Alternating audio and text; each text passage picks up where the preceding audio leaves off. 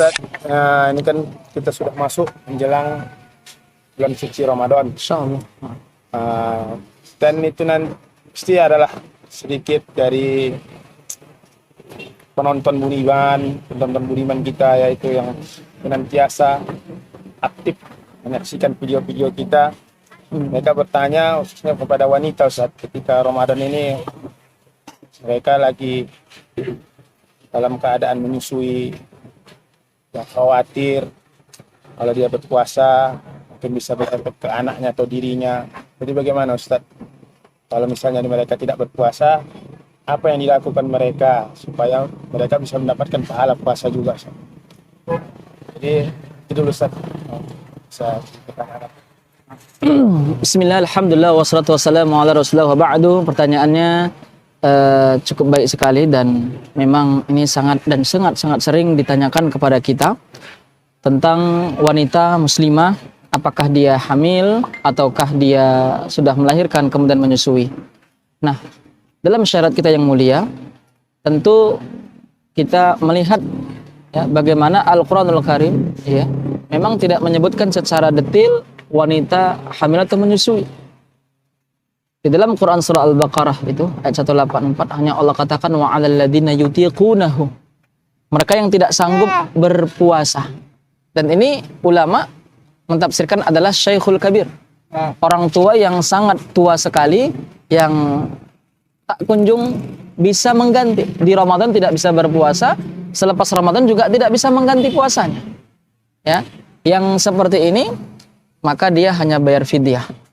Ya, beliau diantaranya adalah Anas bin Malik radhiyallahu anhu, seorang sahabat Nabi yang Rasulullah pernah doakan berkah usianya, panjang umur, banyak rezeki dan banyak anak juga, masya Allah. Maka beliau di dalam hadis Ad-Daruqutni ketika di masa tuanya yang tidak sanggup lagi berpuasa, Ramadan tidak berpuasa, kemudian selepas Ramadan tidak bisa mengqadha, maka beliau hanya bayar fidyah. Ini orang tua. Nah, kemudian pertanyaannya tadi wanita hamil dan menyusui. Wanita hamil dan menyusui ternyata para ulama dalam hal ini mereka tentunya ikhtilaf, berbeda pendapat. Madzhab yang pertama yang paling ringan adalah madzhabnya sahabat mulia Ibnu Umar, dan diantaranya juga adalah Ibnu Abbas. Sebagian riwayat mengatakan ini juga adalah Ibnu Abbas, bahwa dua wanita ini hamil ataukah menyusui, beliau berdua hanya fidyah saja, tidak ada ganti, tidak ada qada. Ya, dan ini boleh jadi relevan ya, boleh jadi ya ketika dia habis melahirkan kemudian menyusui, berat dia rasa, maka tidak ada waktu sampai datang Ramadan berikutnya anak masih di susu, maka tidak ada waktu untuk mengganti. Maka boleh jadi ini juga kepada beberapa akhwat kita boleh jadi pakai pendapat ini juga tidak masalah. Ibnu Umar lakukan itu, berpendapat demikian. Namun ada mazhab yang berikutnya adalah dia hanya wajib qada, tidak ada wajib fidyah. Nah, mazhab yang ketiga adalah dirinci. Wanita hamil atau menyusui ini dia khawatirnya kepada apa? Sepakat ulama ketika dia khawatir hanya kepada dirinya, maka bagaikan orang sakit. Wanita hamil menyusui nggak puasa karena takut dirinya nanti semakin sakit, semakin lemas. Maka ini bagian orang sakit. Nah, orang sakit kata Allah, ya, dianya bisa fa'addatu min ayamin ukhar. Maka dia boleh mengganti di hari yang lain. Qada saja, tidak pakai fidyah. Kalau khawatir terhadap diri, karena bagian orang sakit. Nah, masalahnya wanita hamil, ya, dan wanita menyusui, ya, ini boleh jadi kekhawatirannya adalah pada janin yang dia kandung atau anak yang dia susu. Nah, ini kan udah faktor ekstern, faktor luar, bukan faktor dalam. Orang nggak bisa puasa karena sakit kan faktor dalam, artinya tubuhnya yang dia khawatirkan, akhirnya boleh nggak berpuasa, bagian orang sakit. Nah, ketika yang dia khawatirkan adalah yang bukan dia, yakni janin atau bayinya, dia takut kalau berpuasa nanti ada apa-apa anak saya yang dikandungan atau anak saya yang saya susui. Nah, maka yang seperti ini oleh mazhab Syafi'i dan Hambali, ya, ini bukan hanya fidyah saja atau bukan hanya qada saja, tapi kedua-duanya.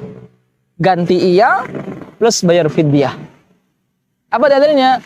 Mereka pernah riwayatkan Ibnu Abbas ketika mentafsirkan wa 'alal ladzina yutiqunahu fidyatun ta'amu miskin, bagi wa haqqil hamil wal murdi, pada wanita hamil dan yang menyusui, ya, ayat ini berlaku untuk mereka ketika mereka khawatir terhadap janinnya. Ayat ini berlaku. Artinya apa? Ayat ini kan suruh fidyah. Jadi fidyah ya iya, ganti juga iya. Nah, bagaimana ketika selama hamil dan menyusui, ya, masuk Ramadan lagi, tidak sempat qada, maka silahkan setelah Ramadan itu dia nanti kapan qadanya. Ya, boleh jadi nanti setelah dia sempat mau mengqada, hamil lagi, khawatir lagi sama anaknya yang di dalam. Walhasil boleh jadi nanti qadanya 5 tahun berikutnya. Dan ini yang terbaik. Ya, dalam mazhab Syafi'i dan Hambali ini yang terbaik yang kami pegang masih saat ini, ya, adalah dianya qada plus fidyah setiap hari yang tertinggal, ya. Ini untuk mereka yang wanita hamil dan menyusui. Allahu a'lam bishawab.